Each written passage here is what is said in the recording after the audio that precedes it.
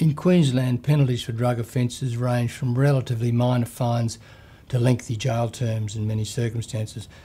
Possession of small amounts of drugs for personal use are normally dealt with by a magistrate and would typically attract a fine in the hundreds of dollars.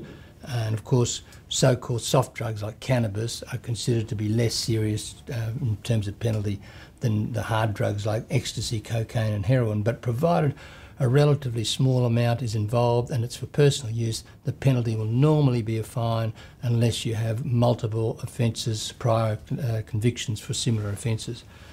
As soon as there's any suggestion of supply or sale or commercial dealing in the drugs, things get much more serious. Jail term comes into the frame. That's not to say you'll necessarily get jail if you're done for trafficking or supply, but it's on the cards.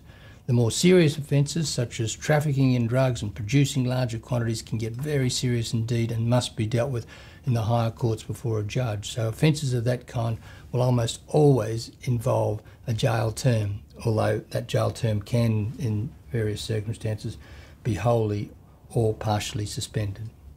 But it's very serious territory, so if there's any suggestion of commerciality or sale, you need to get some pretty serious legal advice, and you need to get it as soon as you possibly can.